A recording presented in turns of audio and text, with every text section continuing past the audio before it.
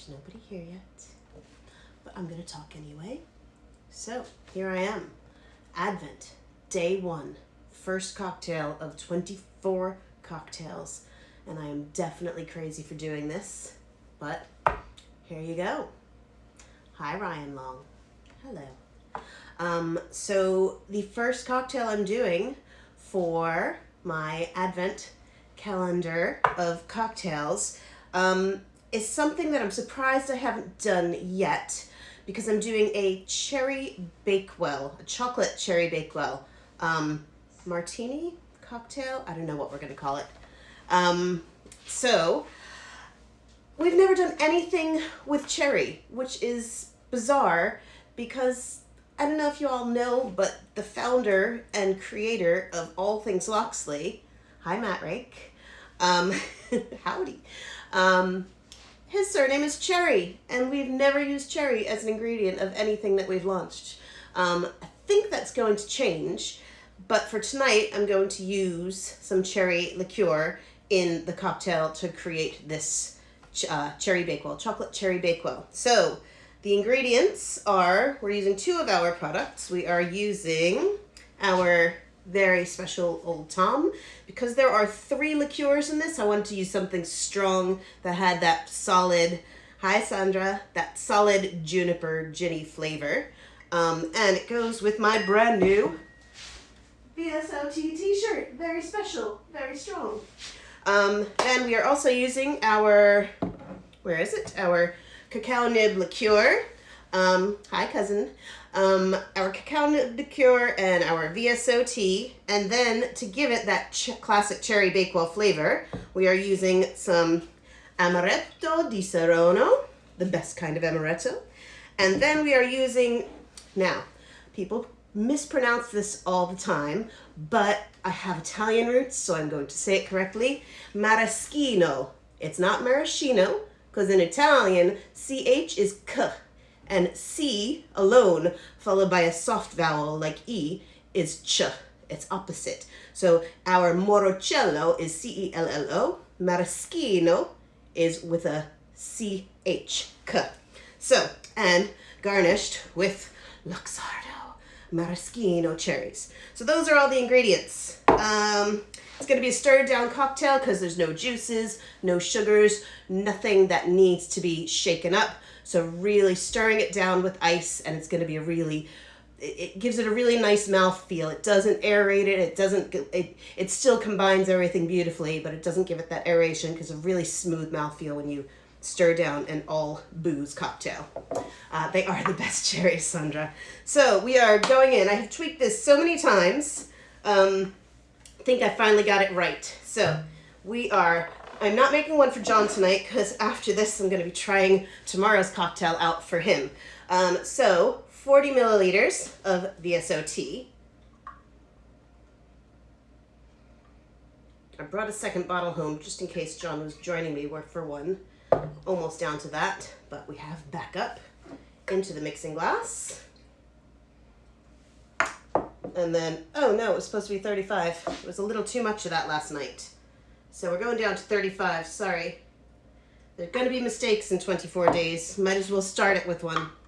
So 35 milliliters of VSOT, 40 milliliters of our collab with Bullion, the local chocolate company. Hi, Julian. And that is where we're going 40 milliliters. Good thing I made the mistake on the first one so I could pour it out. There you go, 40 milliliters of that. The maraschino is really strong. I haven't done this with the Luxardo. I think you probably need less because that's a really strongly cherried one. With this one, I'm going 15 milliliters.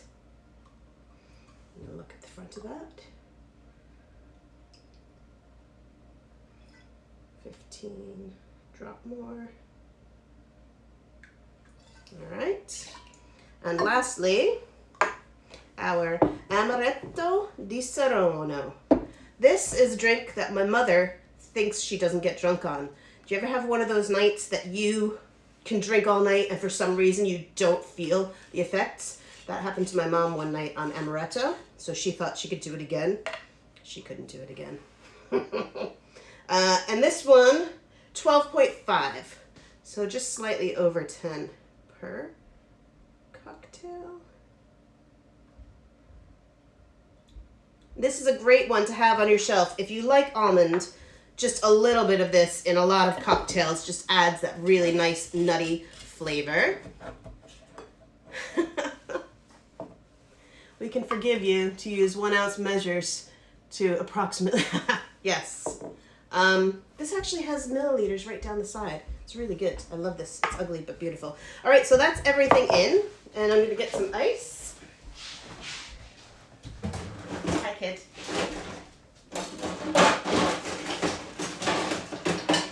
I have to get this done before guides tonight, so the kid can have access to this room because she's going to be doing baking. Zoom baking. And then stir it down until your hand is cold.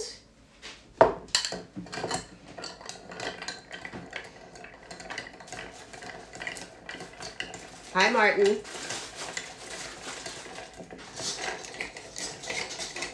So when you're stirring down a cocktail, you're not really agitating it. You're not stirring through the ice. You're just doing, it's really all in the wrist, as they say. You're just running the back of the bar spoon against the outside of the glass and spinning everything down that way.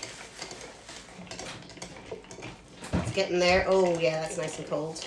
So my hand is cold. I have 2 mixing glasses though. This one you can feel it quicker than the other one. So I do a second test with the back of the bar spoon.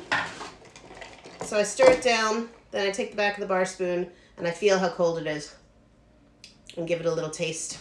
And that is good. And then I'm going to put the garnish in first because I kind of like the way this one looks when you pour the cocktail over the garnish. So, 1 simple maraschino cherry in the middle of the glass. And then a julep spoon. This, lots of people do different ways. This is just the technique I've always done, holding it like that. Pouring it over the cherry. Yum. Beautiful. And there is your chocolate cherry Bakewell for John Cherry. Cheers. Yep. Nailed it. Perfect. Hi, John Cherry. A lot of people think I'm kind of crazy for doing this. And I think I am crazy for doing this as well. 24 cocktails in 24 days. The thing about doing live cocktails, though, is I'm not doing pictures and posing things. And Sandra from the Real Juniper Chick will tell you that is so much of the effort. It's not about making the cocktail. It's about setting it up and getting the angles and getting the light. So I'm not doing any of that for December. I'm just making, talking to you, and drinking. So that can't be that bad. What did it take to make that? I don't know. Like 10 minutes? 10 minutes. I'm done making my cocktail. I'm drinking. Lovely glass. Thank you. This was a housewarming gift from my dad for my very first apartment. I don't know if he thought I was going to be sitting around with my girlfriends drinking Cosmos. It didn't happen. I was mostly drinking beer back then. But now, thanks, Dad. Thank you for my beautiful glass. Thank you, Mr. Cherry, for having the surname Cherry. Too much effort. Better drink. Exactly. So I posted earlier that there are a couple of reasons why this one is special to me.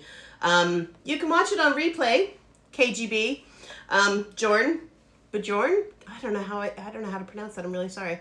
Where did you get the little measuring glass? I got it at a restaurant supply store. I think it was called, what's that place where we get our shot glasses from? Nisbets. No, it's the other one. Stevenson's. That's the one. They might have them at Nisbets. You could probably get them on Amazon.com or Amazon.uk. Mr. Cherry's verdict. Do you want to taste the final one? Somebody wants to know what you think of it, Mr. Cherry. Pretty good. I tweaked it a tiny bit since last night, and I think it's perfect. This has taken 6 tweaks. This has taken 6 tweaks as opposed to some of them that I get the first time. The other reason, other than his surname, the first time, say hello, not the first time I came to England, but the last time we came to England before we knew we were moving here, we ate all sorts of different wonderful things. And I discovered the secret about British people, that your food, people in America think that British food is bad, but you're very sneaky. You make your food beige and delicious. So I had a cherry Bakewell on that. It was my first trip down to Bakewell. We went to the original Bakewell pudding shop, and we had it.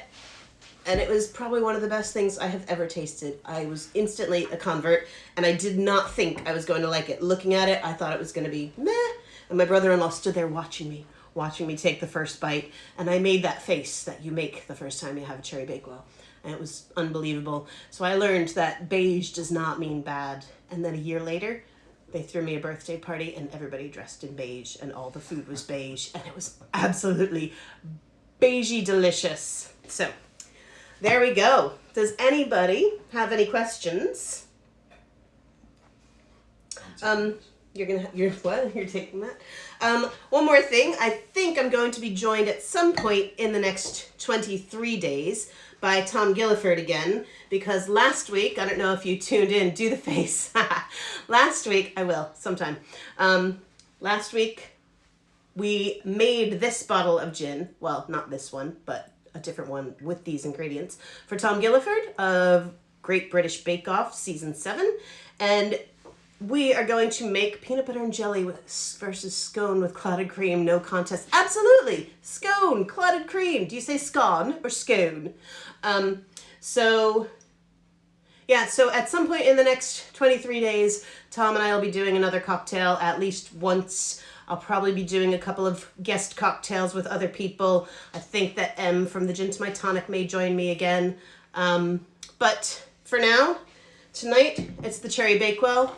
Tomorrow, stay tuned. I think we're going to be doing a coffee old-fashioned. It won't be having gin, but it will have our very special new product, the coffee liqueur that is absolutely stunning. Cool. That's it for tonight. And thank you for joining me, and we will see you tomorrow. Cheers. So good. Thank you. See you tomorrow for the second one. You will indeed. Thanks, Ryan. Bye. How do I... Oh, there we go.